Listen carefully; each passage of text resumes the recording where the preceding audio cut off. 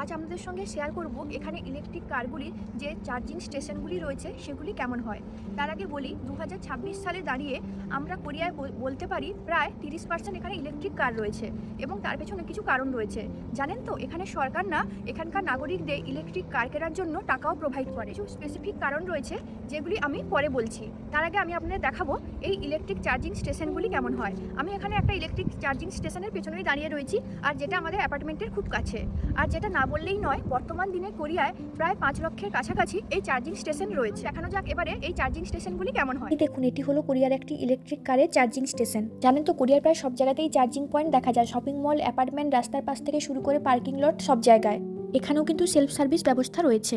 আর দুটি charging point থাকে, একটি হলো ফাস্ট চার্জিং আর একটি হলো স্লো চার্জিং। ফাস্ট চার্জিং এর ক্ষেত্রে 30 থেকে 40 মিনিট সময় লাগে, আর স্লোর ক্ষেত্রে কয়েক ঘন্টা সময় লাগে। এই দেখুন, গাড়ি পার্ক করে চার্জার প্লাগ ইন করে কার্ড ঢুকিয়ে অ্যাপ দিয়ে পেমেন্ট করে চার্জ দিতে হয় এখানে। আর ইলেকট্রিক গাড়ি কিনলে এখানে সরকারকে যেমন ট্যাক্সও কম দিতে হয়, ঠিক তেমন ভাবে ইলেকট্রিক গাড়িগুলির মেনটেনেন্স খরচাও কিন্তু কম। এবার আমি আপনাদের তো আগেই বলেছিলাম এখানে চার্জিং কারগুলি এত বৃদ্ধি পাচ্ছে, তার পেছনে কিছু স্পেসিফিক কারণ রয়েছে। জানি প্রত্যেকটি দেশেই প্রতিদিন পেট্রোল বা ডিজেলের দাম প্রায় বেড়ে চলেছে, তাই এই চার্জিং স্টেশনগুলিতে ইলেকট্রিক কারগুলি চার্জ করতে যে খরচ পড়ে তা পেট্রোল ডিজেলের থেকে অনেকটাই কম। তাই সরকার চাইছে এখানে অধিকাংশ কার ইলেকট্রিক কার হিসেবে ব্যবহার করা। আমরা সবাই জানি ইলেকট্রিক কারে পলিউশন হয় না, তাই সরকার চাইছে এই কার এখানে অধিকাংশ মানুষ ব্যবহার করুক। কোরিয়ায় কিন্তু তেল উৎপন্ন হয় না, অন্য দেশ থেকে তেল আমদানি করা হয়। তাই যদি বেশি ইলেকট্রিক কার ব্যবহার করা হয় তাহলে তেলের চাপটা একটু হলেও কমবে, তাই সরকার এই উদ্যোগ নিয়েছে। আর জানেন তো, এখানে পেট্রোল যে পাম্পগুলি রয়েছে তার থেকে এখন ইলেকট্রিকের যে চার্জিং স্টেশনগুলি অনেক হারে বৃদ্ধি পেয়েছে। গুরুত্বপূর্ণ তথ্য হলো এখানে ইলেকট্রিক কার কিনলে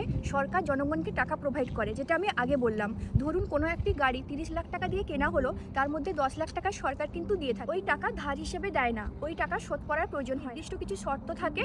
ওই গাড়ি যদি আপনি 2 থেকে 3 বছরের মধ্যে বিক্রি করে দেন, তাহলে সরকার যে আপনাকে টাকাটি প্রোভাইড করে তার সামান্য অংশ সরকারকে ফেরত দিতে হয়। শোরুম রয়েছে এবং হিউন্দাই গাড়ির শোরুম রয়েছে। এই গাড়িগুলির কোম্পানি কিন্তু কোরিয়ান কোম্পানি, আর এই গাড়িগুলি এখন ইলেকট্রিক কার প্রচুর পরিমাণে বের করছে। আর সরকার চাইছে এই গাড়িগুলি যত পরিমাণে বিক্রি হবে তত এই কোম্পানিগুলি শক্তিশালী হবে। আর ইলেকট্রিক কার যে হারে এখন বৃদ্ধি পাচ্ছে তাতে বলা যায় যে আজ থেকে 10 বছর পর এখানে 80 থেকে 90% গাড়ি ইলেকট্রিক গাড়ি হয়ে থাকবে।